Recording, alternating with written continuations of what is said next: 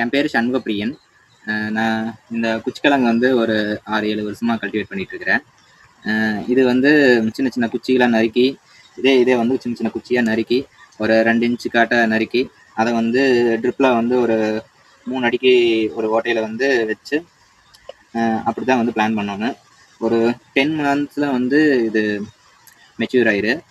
அப்புறம் இந்த கிழங்கு வந்து இது வந்து ஒரு 2-3 வெரைட்டி இருக்குது. அதில் வந்து இது வந்து வெள்ளை தாய்லாந்துன்னு சொல்லுவாங்க. இந்த வெரைட்டி வந்து சாப்பிட்றதுக்கு ஆகாது. இது வந்து ஒன்லி ஃபார் ஸ்டார்ச் ப்ரிப்ரேஷன் மட்டும்தான் ஆகுது. இதுலேருந்து ஜவ்வரிசி அந்த மாதிரி ஸ்டார்ச் சம்மந்தமான ஃபுட் ப்ராடக்ட் நிறையா இதுலேருந்து எடுக்கலாம். மோஸ்ட்லி கொலராமலாம் வந்து கேரளா அந்த மாதிரி ஏரியாவில் ரொம்ப விரும்பி சாப்பிடுவாங்க. கெப்பக்கிழங்கு அப்படின்னு சொல்லி சாப்பிடுவாங்க.